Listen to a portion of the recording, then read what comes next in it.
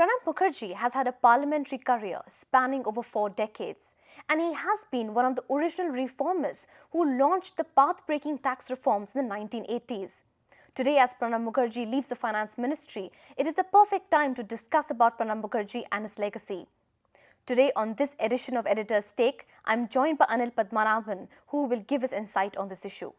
Thanks, Anil, for joining me on this show.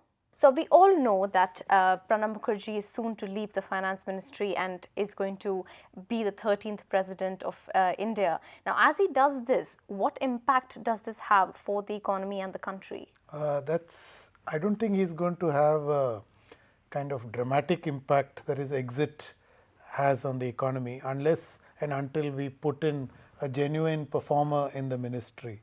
So what his record, like the UPA, has been highly forgettable. You look at whatever you want in the macroeconomy, whether it's inflation, whether it's growth, whether it's investment, everything has gone from bad to worse. So in his watch, the macroeconomy is now what we would say wrong turn away from a serious full-blown macroeconomic crisis.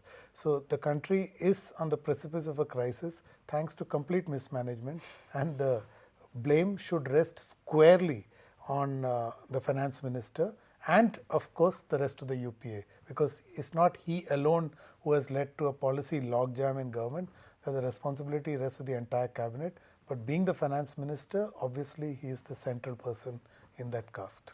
Now, we also know that Prime Minister Manmohan Singh is going to be taking over the portfolio for now.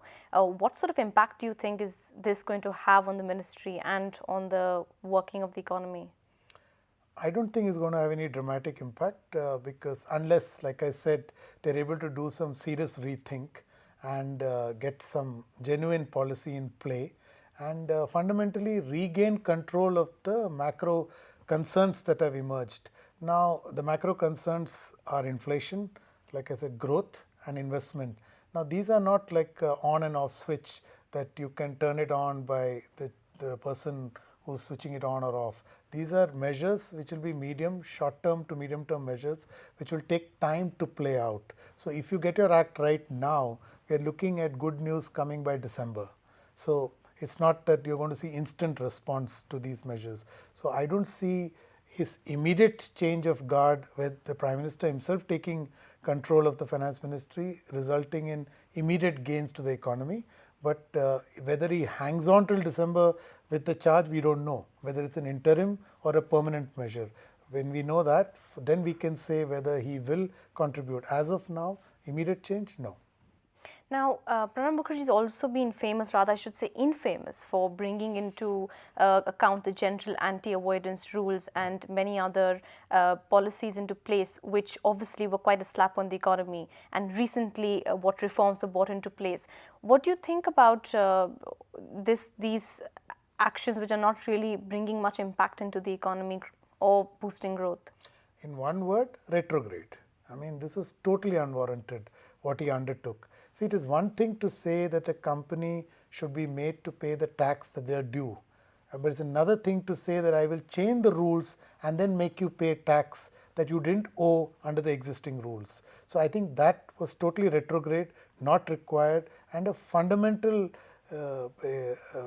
bad signal to as far as foreign investors go.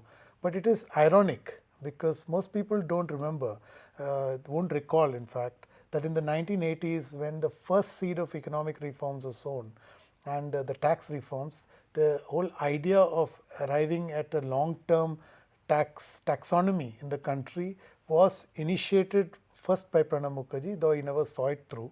There was a change of guard in North Block and he moved on. But it was he who initiated. So in many ways, he was the original reformer. It is very tragic that instead of showing his stripes of original reformer, he actually let the country down not once but time and again in this job, in his tenure at North Block. And finally, what is this change of hands going to lead the economy towards, given that there is a lot of skepticism in foreign investment and we need foreign investment the most at this point in time? How do you think are the markets going to react to this change of hands? The market's been pretty flat. They are not reacting to this change of guard because, like I said, they also are not expecting any instant dramatic change in the economy or the state of affairs. So they are playing it by the ear. They are reacting more to other macro fundamentals which are turning adverse globally, not domestically.